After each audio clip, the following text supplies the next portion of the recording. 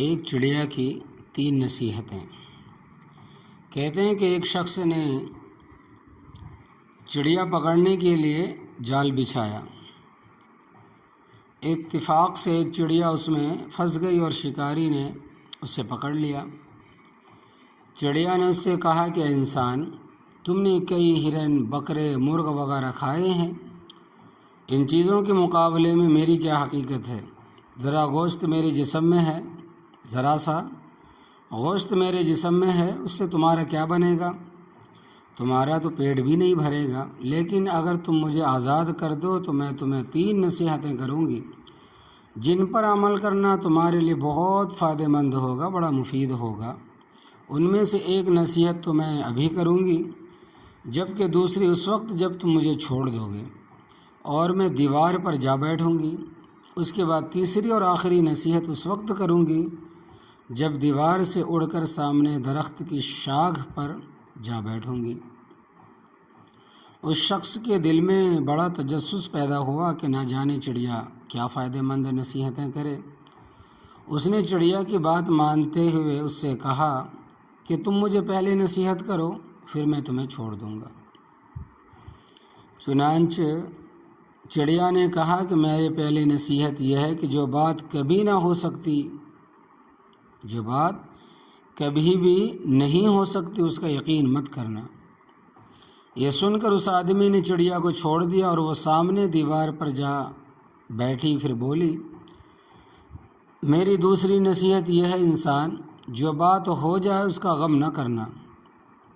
اور پھر کہنے لگی، اے بھلے مانوس، اے بھلے انسان، تم نے مجھے چھوڑ کر بہت بڑی غلطی کی، بڑی نادانی کی، کیونکہ میرے پیٹ میں پاؤ بھر کا انتہائی نایاب پتھر ہے، کیونکہ میرے پیٹ میں پاؤ بھر کا انتہائی بہت بیش قیمتی پتھر ہے۔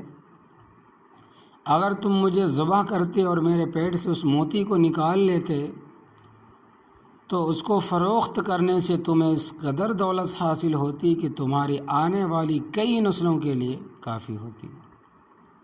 تم اور آگے چل کے بہت بڑے رئیس ہو جاتے۔ اس شخص نے جو یہ بات سنی تو لگا افسوس کرنے اور پچھتایا کہ اس چڑیا کو چھوڑ کر اپنی زندگی کی بہت بڑی غلطی کی۔ اگر اسے نہ چھوڑتا تو میری نسلیں سنور جاتی۔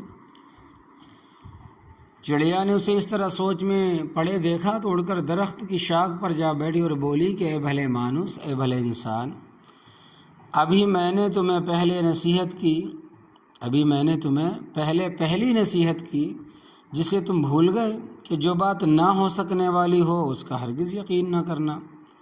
لیکن تم نے میری اس بات کا اعتبار کر لیا کہ میں چھٹاک بھر وزن رکھنے والی چڑیا اپنے پیٹ میں 1 پاؤ وزن کا موتی رکھ کیسے سکتی ہوں؟ کہ یہ ممکن ہے؟ میں نے تمہیں دوسری نصیحت یہ کی تھی کہ جو بات ہو جائے اس کا غم نہ کرنا، مگر تم نے دوسری نصیحت کا بھی کوئی اثر نہ لیا اور غم و افسوس میں مبتلا ہو گئے کہ خواہ مخواہ مجھے جانے دیا۔ تمہیں کوئی بھی نصیحت کرنا بالکل بیکار ہے۔ تم نے میری پہلی 2 نصیحتوں پر کب عمل کیا جو تیسری پر کرو گے؟ تم نصیحت کے قابل نہیں۔ یہ کہتے ہوئے چڑیا پھر سے اڑی اور ہوا میں پرواز کر گئی۔ وہ شخص وہیں کھڑا چڑیا کی باتوں پر غور و فکر کرتے ہوئے سوچوں میں کھو گیا۔ حضرت مولانا جلال الدین رومی رحمۃ اللہ علیہ نے یہ قصہ لکھا ہے اور فرماتے ہیں کہ اس کا حاصل کلام یہ ہے کہ وہ لوگ خوش نصیب ہوتے جنہیں کوئی نصیحت کرنے والا ہو۔ ہم اکثر خود کو عقل کل سمجھتے ہوئے اپنے مخلص ساتھیوں اور بزرگوں کی نصیحتوں پر کان نہیں دھرتے اور اس میں سراسر نقصان ہمارا ہی ہوتا ہے۔ یہ نصیحتیں صرف کہنے کی نہیں ہوتی کہ کسی نے کہہ لیا ہم نے سن لیا، بلکہ دانائی اور دوسروں کی تجربات سے حاصل ہونے والے انمول اثاثے ہیں جو یقیناً ہمارے لیے مشعل راہ ثابت ہو سکتے، مگر ہم ان نصیحتوں پر عمل بھی کریں جب یہ ہمارے لیے نصیحت ہے وہ پر اثر ہوں گی۔